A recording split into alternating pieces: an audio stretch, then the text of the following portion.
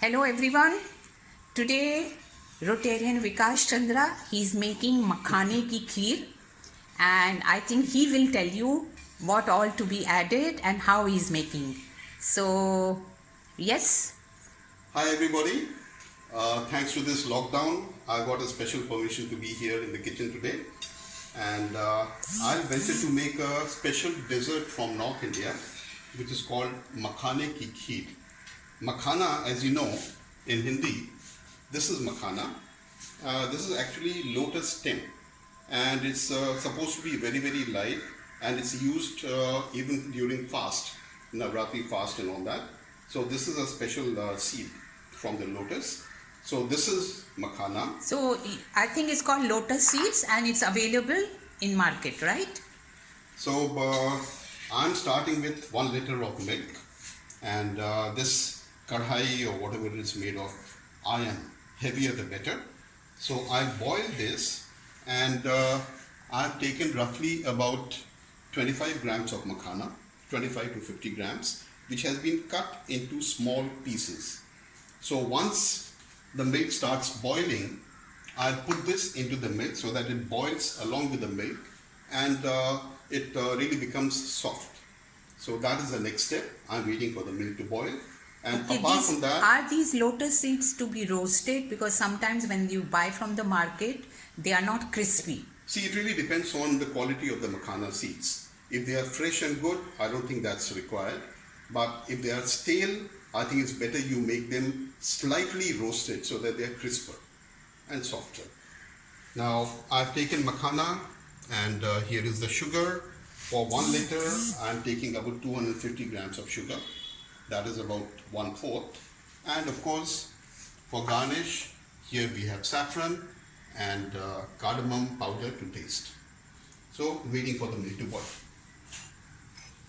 So very few ingredients needed: milk, lotus seeds, sugar, cardamom and saffron.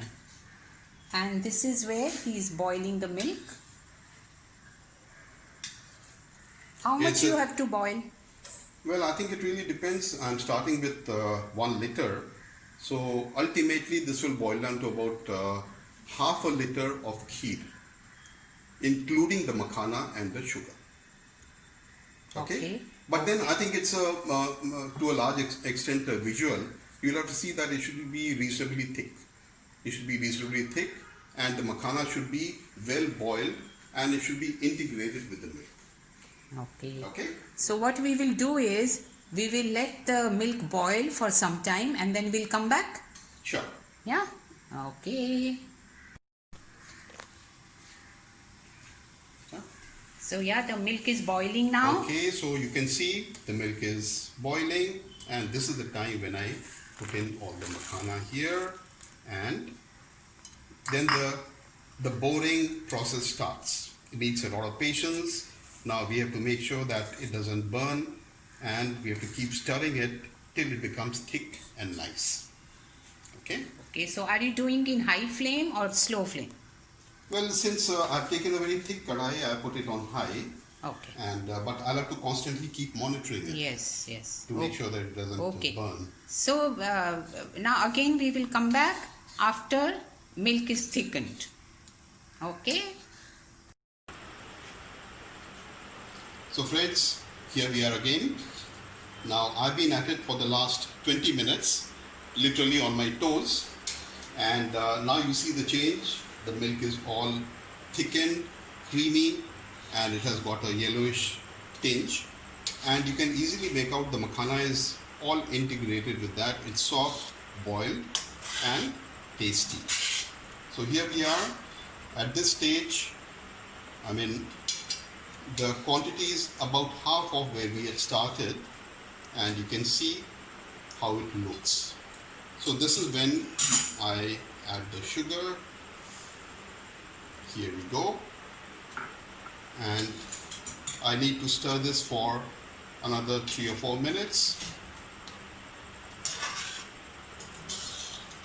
Here we are. Okay, I think let's talk about the benefit of these lotus seeds for pregnant women. Now it is said that lotus seeds can treat insomnia, it prevents diarrhea, it controls blood pressure, it helps in relieving painful gums, it controls weight, it controls blood sugar, it increases energy, and the most important, it enhances the development of the fetus. Wow, so many qualities in one item. Amazing, absolutely. I think you have missed one thing. Lotus seeds are a very, very rich source of potassium, and it has astringent qualities for the kidneys and lots of vitamins and minerals. So here we are, the kheer is ready. The last part, I am switching off the flame, let it cool down a bit, and then we add the cardamom and the saffron, and then it's ready. So friends, here is the finished product. Just have a look. The last part, I'll garnish this with cardamom and a little bit of saffron. So here we go. I suggest we put this in the fridge, cool it, and then have this dish, a royal dish from the kitchens of Awadh.